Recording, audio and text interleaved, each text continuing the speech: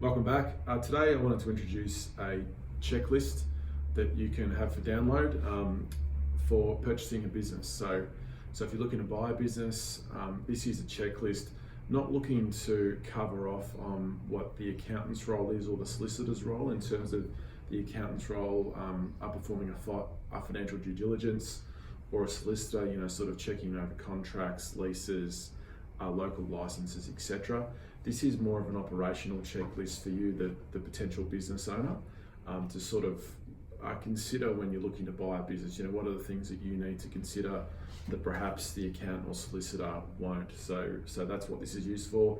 But by all means, today is about a quick snapshot of this checklist, but we really want you to download it. It's got a heap of, there's more than 130 points on here. There's tick and flick. It's a checklist designed to be used for someone buying a business. So encourage you to do just that. A few things to consider, and like I said, this is a high level snapshot. If you're the purchaser, do you have the necessary skills to operate the business? Are there any licenses or requirements that you specifically need to run this business? The vendor, why are they selling? Probably really important with the vendor, how important were they to the business? Did they have personal relationships with customers, suppliers? Were things up in their head? Was there little thought or documentation in the way of contracts, agreements, etc.? And that can be a real risk when buying a business. So it's important to understand how important the vendor was and is to the business versus how much has been systematized and locked away with agreements, contracts, etc. Your staff, who are the key staff? Will they remain with the business? Do you want them to remain, but will they remain? Are the staff being underpaid or overpaid? What are their conditions? How many staff are employed and what are their duties? Really sort of important things to consider.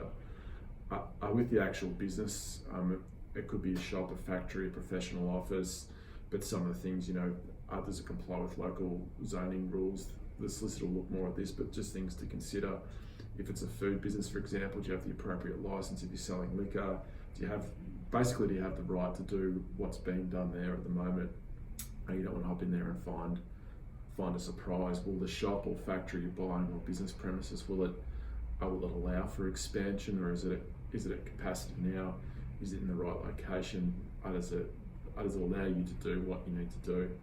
Your plant and equipment that you're buying, does it work? Is it in good order and well maintained?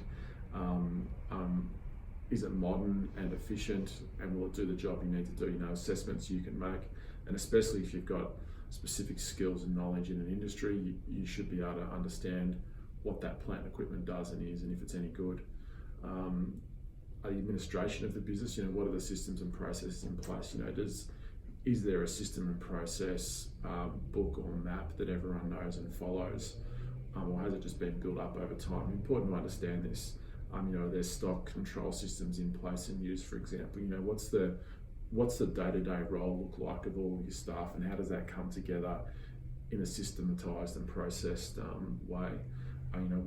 What insurance has been taken out, or what insurance needs does the business have?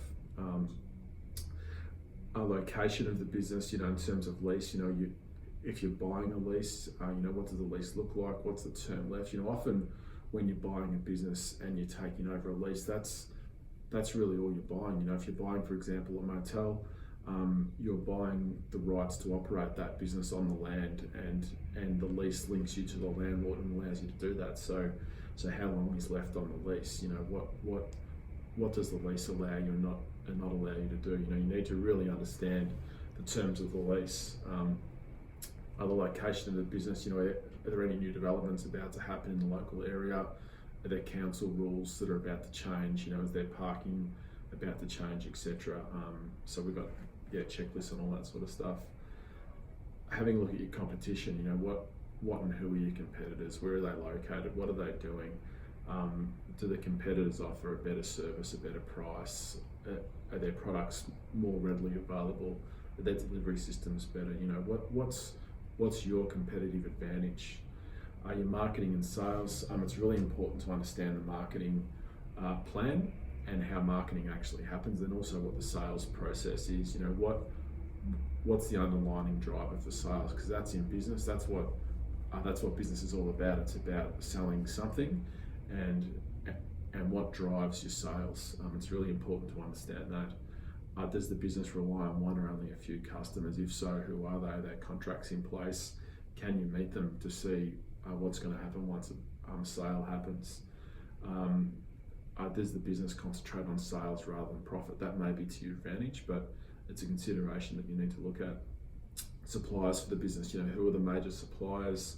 Are there contracts in place to secure supply, such as, you know, agency or distribution agreements, or some sort of exclusivity to a product or an area?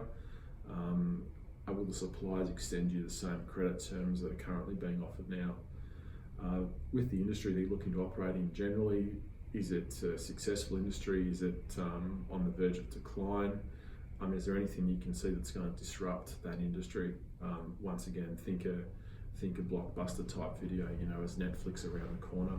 And what's the average return on investment for that industry? And is this business living up to that or not? That could be an opportunity for you to consider.